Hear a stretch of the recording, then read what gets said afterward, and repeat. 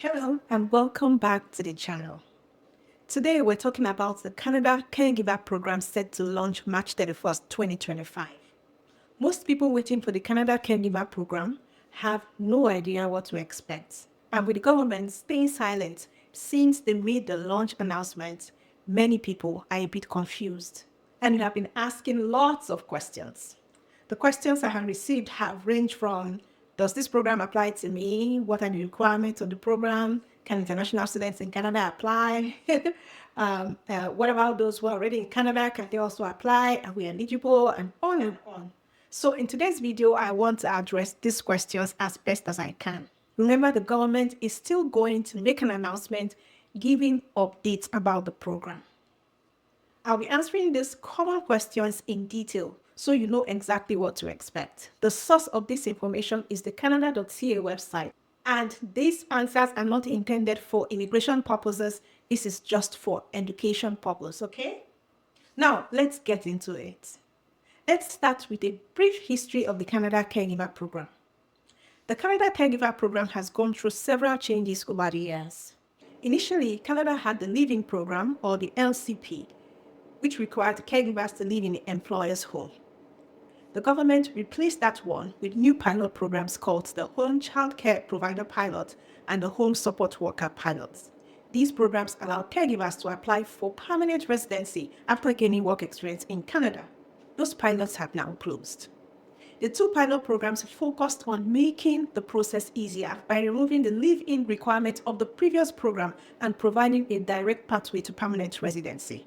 However, there have been many delays and backlogs, which is why people are anxious about the new 2025 program. One more thing to note is that because caregivers are considered a Tier 4 level role, the traditional pathways for permanent residency under Express Entry are limited for them because Express Entry is for Tier 1, Tier 2, and Tier 3 jobs. Therefore, in recognition of the challenges that caregivers face in obtaining permanent residency, the government wants to create an easier pathway to PR for caregivers. Now that we have all that out of the way, let's answer your most frequently asked questions about the soon-to-be launched Canada Caregiver Program 2025. Note that the answers are based on what we already know about the previous programs. Okay? Now, first of all, what are the eligibility requirements for this program? To qualify for the Canada Caregiver Program, you typically need at least 1 year of high school diploma education at the minimum. Education credentials obtained from outside of Canada will likely require an education credential assessment report for immigration purposes. You need a minimum of CLB4 in an approved English or French IRCC approved language test. You need to have a valid full-time employment offer for home care in the child or adult care sector.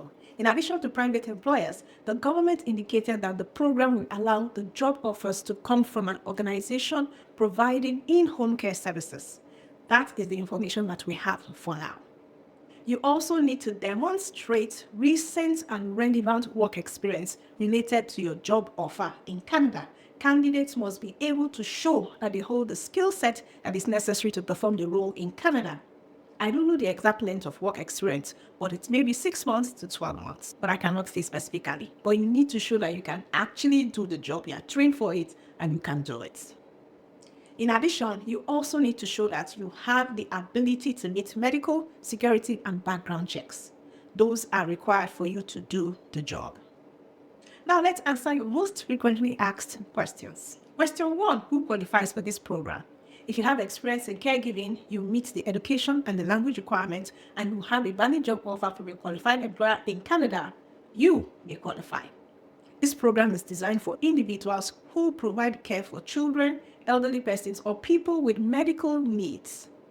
Second question I got, do nannies qualify? And what's the difference between nannies and caregivers? Well, the main difference between them is that nannies focus on children, while caregivers can also provide care for the elderly and individuals with disabilities. In the previous pilots, yes, nannies can qualify under the Home Child Care Provider stream.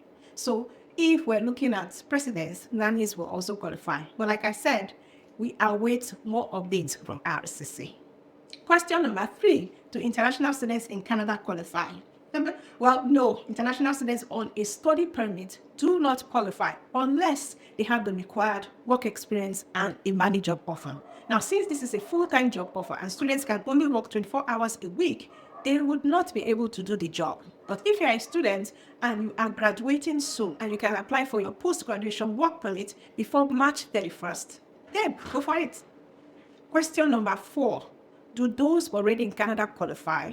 Yes, if you meet the eligibility requirements, including having a valid job offer and work experience, and if you are in Canada legally, you qualify. So I believe that a visitor in Canada or someone with an open work permit in Canada that meets all the requirements will qualify. Now, the modalities and all that is what we have to wait for the government to clarify. Question 5. What English exams are required and what are the required scores? You need an approved English or French language test, and the minimum required score is CLB4. The approved language tests are IELTS, CELPIP, PTE Core, TEF Canada, and TCF Canada. I'm now going to tell you what are the minimum scores that are required to meet CLB4 for each of these tests. For CELPIP, CLB4 is listening, you get 4, reading 4, writing 4, and speaking 4.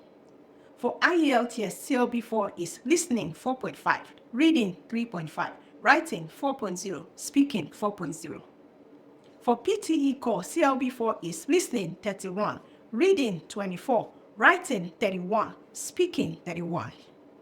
For TEF Canada, test the evaluation de français. CLB4 is listening 145 to 180, reading 121 to 150, writing 181 to 225, and speaking 181 to 225 as well.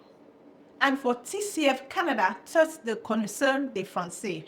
CLB4 is listening 331 to 368, reading 342 to 374, writing 4, speaking 4. Now, these are the minimum. Please aim to score more than the minimum. Awesome. Now we are on question number 6. Does academic IELTS or UK IELTS qualify? And the answer is no. Only IELTS general training is accepted. Question 7. Can my friend in Canada employ me as a caregiver? This one is so popular. This question is so popular. And this is my answer. Yes, but only if they meet the requirements to be an employer, including providing a genuine need for a caregiver and meeting the financial criteria. So naturally, the next question is, what are the requirements to be an employer? Great question. To hire a caregiver under the Canada Caregiver Program, an employer must meet specific eligibility requirements, including proving a genuine need for a caregiver and meeting the financial criteria. Now, here's a breakdown of the key requirements. 1 is to show that you have a genuine need for a caregiver. The employer must demonstrate that they truly require a caregiver for either childcare, if they have young children who need full-time care, elderly care, if they have an aging family member who needs assistance, disability or medical condition care, if a family member has a medical condition requiring regular care.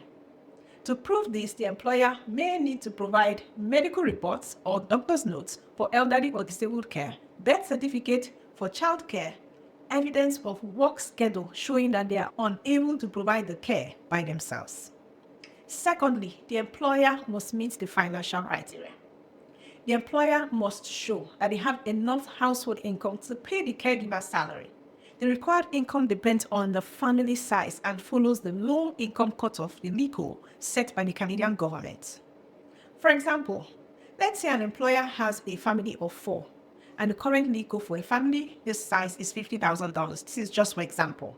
If the employer plans to pay the caregiver an annual salary of $30,000, the total required household income would be $50,000 LICO plus $30,000, which is the salary. That is a total of $80,000.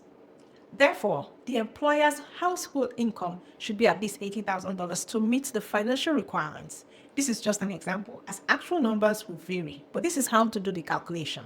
If a single employer's income doesn't meet the required threshold, the combined income of multiple employers, example, both spouses, can be considered, provided that all the parties submit their individual notice of assessments. Legal figures are updated annually, so ensure that you refer to the most recent data when you are calculating your required income.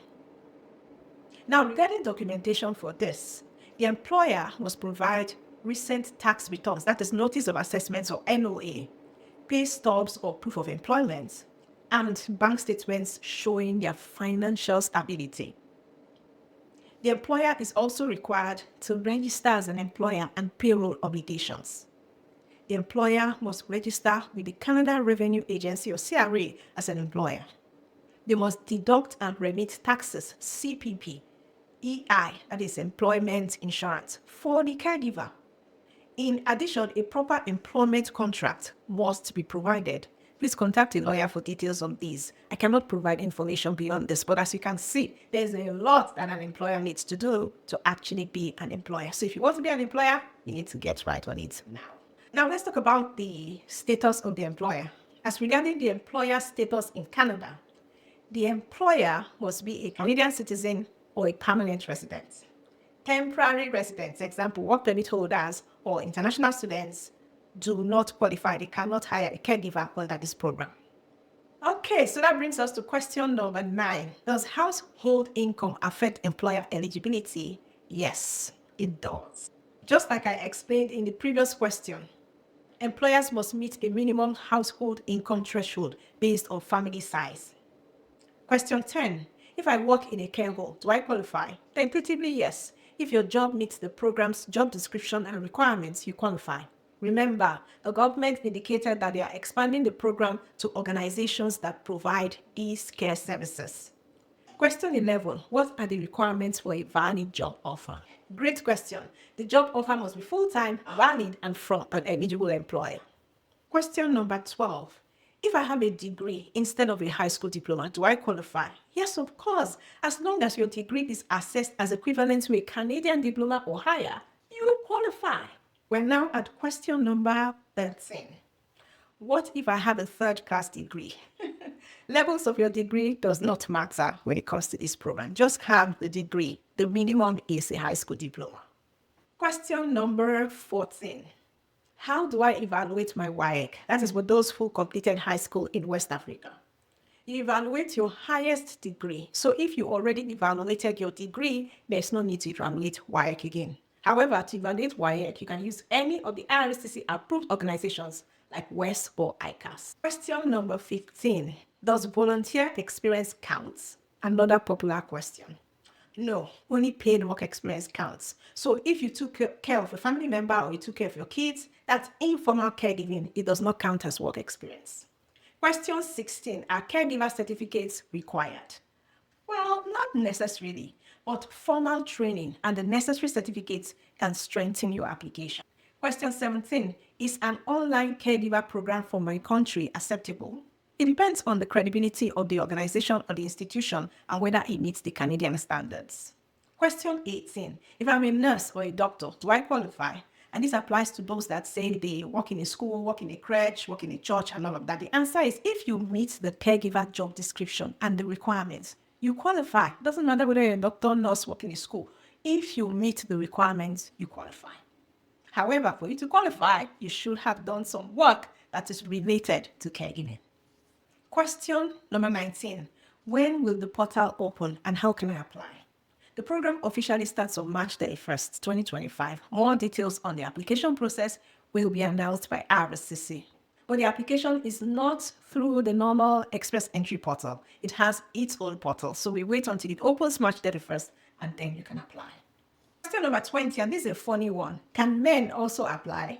Yes, the program is open to both men and women who have the requisite work experience and who qualify. It's not just for women. Men also qualify. Question number 21 is by far the most popular question that I have received. The most popular. And it's where do I find a job offer? That is the cocoa. That is the main thing. That is like the elephant in the room. Please reach out to Canadian families. Touch base with those you know in Canada and continue to submit your application to posted jobs. If you need help with crafting a professional CV and cover letter for this program, please contact CanadianJobCV@yahoo.com. Tell them you are from Shiobasi and they will offer you a gold discount. If you want to enroll in our program that prepares you to find and apply to these jobs in Canada, as well as where to look, then check out our VIP Work in Canada program. I will leave the link here and also in the description and in the pinned comments. If you have a question that I have not answered, please just leave it in the comments and I will definitely get to it. Please remember to be nice in the comments. The government has promised more updates, and trust me, I will update you as soon as there's more information. I also have a video in the membership area on the step-by-step guide to get a caregiver job in Canada. You need to join our membership right here. Just click the join button to access that video. However, while we are still waiting for more details from RBCC, understanding the eligibility requirements and preparing ahead of time will put you in a strong position. I really hope you get ready, and I wish you the best. If you found this helpful, whether you are a caregiver or not, check out this video where I talk about how to get high-paying, in-demand jobs in Canada. Thank you again for watching, and I'll see you in the next one.